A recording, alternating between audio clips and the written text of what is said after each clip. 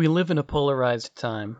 Advocates of gun control may argue their side to prevent mass shootings, while advocates of gun ownership may argue their side to allow for effective self-defense against potential assailants. Supporters of vaccination may argue their side with the intention of ensuring the health of the burgeoning generation, while anti-vaxxers may argue their side to protect the burgeoning generation from the abuses of the pharmaceutical industry. Though this list of polarity could go on, we see that each side of every political argument has something in common, and that thing is the cornerstone of human culture: the desire for security. I think it's necessary to dissect the insecurities inherent to our culture in order to understand why the world is in its current state. The first step here is to explain why, culturally speaking, it is bad to create suffering. We as individuals all know the depth of how hurt and how pleasant we can feel. Since we all enjoy feeling happy and despise feeling depressed, human cultures have agreed that people have certain entitlements for being alive, that each individual is entitled to own their body, mind, and spirit, for the purpose of pursuing their levity and well-being, so long as their behavior does not damage the same entitlements of others. We created a name for these entitlements called rights. We take rights very seriously because we want to make sure that these innate and self-evident entitlements are respected. The word for rights was created to identify those key factors of the human experience, specifically so that we could civilize in a way that would be more conducive to a large number of people living together in harmony. However, had these entitlements not been neglected and abused, we would never have thought to identify them in the first place. So rights were born out of insecurity, an attempt to ensure a desired outcome. Since this word will surface many times in this discussion, let's fully define insecurity. Insecurity: the unrelenting, obsessive tension caused by a desire for safety which often manifests as a residual biochemical threat response to imagined stimuli that is not present. If this definition sounds like a borderline psychotic mental stress disorder that involves hallucinations and the patient's failure to recognize reality in an accurate and healthy way, then I've succeeded in its definition. From the standpoint of evolution, there was once a time where paranoia was beneficial to our survival. To have a hyperactive, threat-centric sense of continuity was to have adrenaline ready for fight or flight at an instant's notice. But there is a flaw in this mutation that was never corrected by our genetics. Positive survival mechanisms tend to have points of satiation. When you're tired and you sleep, you feel rested, satiation. When you're amorous and you orgasm, you feel satiated. When you're hungry and you eat, you feel full, satiated. Paranoia, however, is never satiated. There is always one more fear to obsess over. There is, however, a therapy: trust, and we'll discuss it more deeply soon. It's important here to bring influence addiction to light. Influence addiction is the compulsion to cause an effect in one's environment. Have you ever noticed that feeling you get when you hold a pair of scissors that inspires you to scan the room for something to cut? Or when you see a vacant piano and the temptation to press down a key swells in you?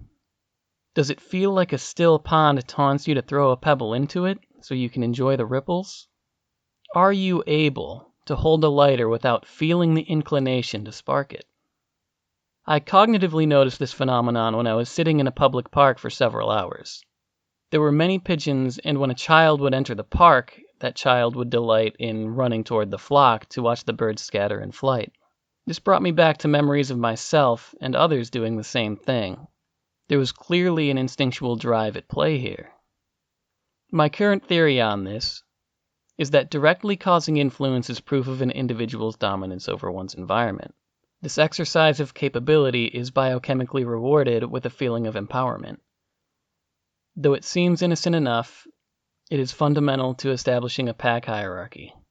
We see that in nature, the most capable individuals have the ability to place themselves at the top of the hierarchy. Though it resembles authority, we know that there is no such thing. That much like the idea of rights, we came up with a cultural concept that we call authority in order to attempt to be more conducive to living in larger groups. Insecurity also begat law and religion in this way. Though our concept may be well intended, and though our innate addiction to influence may have been key in ascending to the top of the food chain as a species, there is another term for influence addiction: power. We will define power as one's ability to assert their will onto beings or environments incapable of preventing such assertion. In terms of evolution, power is a response to vulnerability. It's clear to understand why a species would have an instinctual aversion to vulnerability. The compulsion to seek power is to have more say in one's own survival than his or her predators, to be more capable of asserting dominance to get needs met. Thus, enter the instinct of insecurity and influence addiction. At first glance, it seems like a good combination of instincts, so long as you ignore the compassionate ones, because together, insecurity and influence addiction propels one away from powerlessness into one's highest capacity for capability. But if you think about it, these instincts are a horrendous disservice to the human experience and conflict with each other constantly. Alan Watts once said, "The desire for security and the feeling of insecurity are the same thing. To hold your breath is to lose your breath." In the same way, the desire for power and the feeling of powerlessness are the exact same thing. This means that the goal of seeking power and security are doomed to perpetual failure. They feed each other reasons to indulge in this guaranteed futility. The cycle looks like this.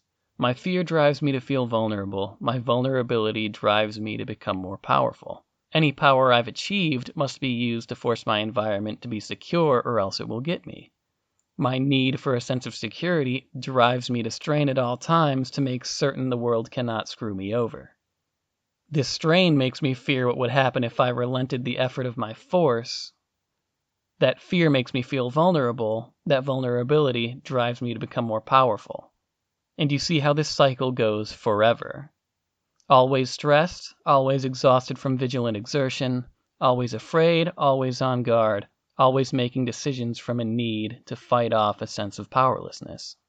Another reason our cultural worship of powerlessness and insecurity sends us into an existential crisis is how self-defeating it is.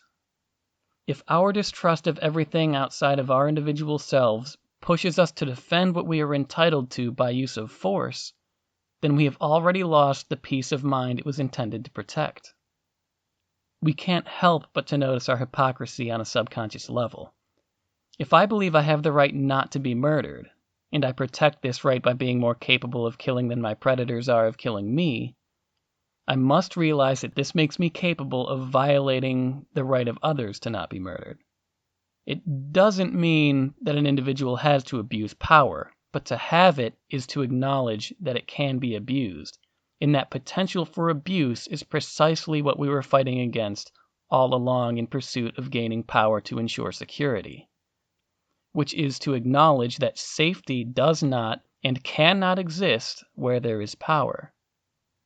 As you look through the news in coming months, I want you to pay attention to how many political opinions, policies, and arguments are based on insecurity.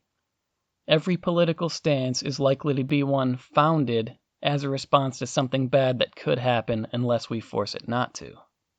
Helen Keller said one of my favorite quotes of all time: "Security is mostly a superstition. It does not exist in nature, nor do the children of men as a whole experience it. Avoiding danger is no safer in the long run than outright exposure. Life is either a daring adventure or nothing." I'm sure you want to say exactly what I did. If we cannot force the universe to be a safe place for ourselves and our loved ones, what can we do? We can't just allow bad things to happen to people. The fact is, suffering takes place whether we allow it or not. Regardless of our fervor and effort, events we consider to be negative will transpire. All throughout history, we see social institutions that were designed from good intentions and led to horrific tragedies. We created the story of God to be an infallible example of morality, which condoned slavery and genocide across nations a multitude of times. We created government to protect people from other people, which led to a system of taxation which amounted to the citizens paying the salaries of the mercenaries who conquer them, a multitude of times. And even today, the law we created to ensure that people are treated well has laid the groundwork for the prison industry to become the largest human trafficking empire the world has ever seen. Life will be unfair. We cannot control that fact. What we can control is whether or not we, as individuals, pick up the pieces of our shattered hopes and create something new with the shards. Have you ever seen a flower grow from the cracks of concrete or asphalt? That is resilience. That flower did not get a fair life. It didn't sprout from a seed in an environment designed to nurture it. But it reached through the crack and pulled itself into the sunlight. Walk through any forest and you will see how trees had to adapt to harsh circumstances. You can see where landslides uprooted them, which caused their stems to change course and grow toward the sun once again. This is resilience. You don't need to be protected. You need to be adaptive. It is not possible to live safely throughout the course of your entire life. The closest thing to maintaining security is a paranoid, agoraphobic response that knows loneliness too well, which in my opinion is a life more worthy of nightmares than whatever harm will come to you. Trillion Small asks, what would life be like if we surrendered this grandiose illusion that we can control outcomes? I love this question, and when we explore it, we can phrase it to mimic our definition of insecurity to make it nearly rhetorical. What would life be like if we relented our obsessive tension regarding this grandiose illusion that we can eliminate negative experiences? Well, right off the bat, it sounds like it would be way less stressful. If we surrendered the grandiose illusion, we could let go of the restless, hyper-alert feeling. We could stop sleeping with one eye open.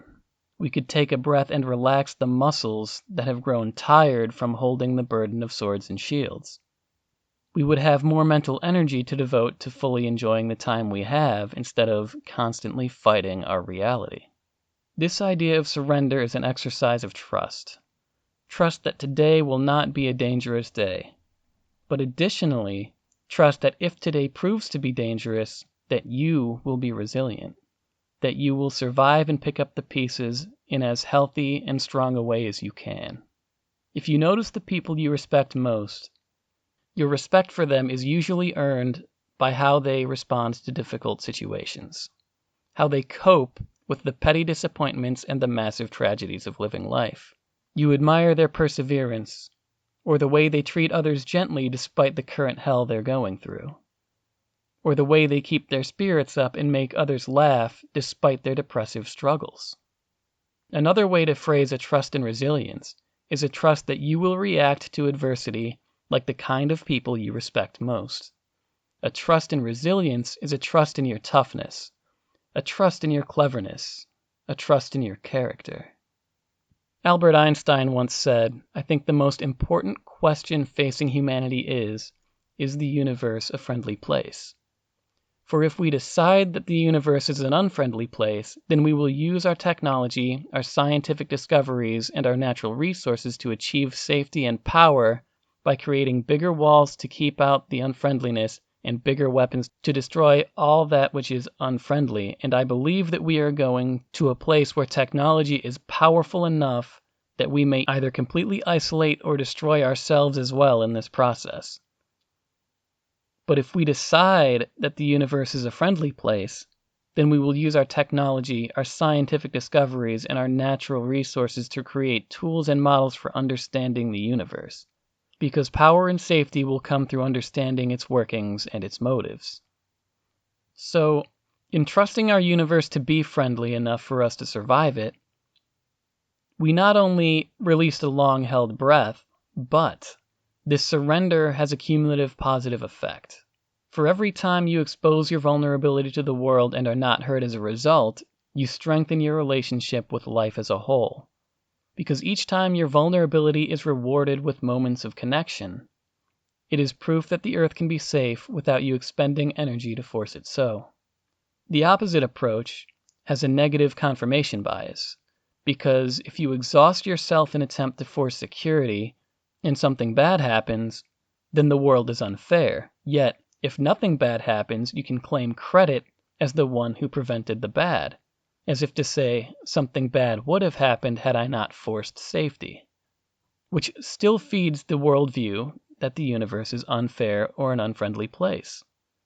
This is a lose-lose situation, because if we want to be happy, we need to have a relationship with our environment, not a hostile dictatorship. The only way to build such a relationship is to expose vulnerability to it, to use your energy to explore and love the beauty of Earth, rather than expending that energy to distance yourself from it.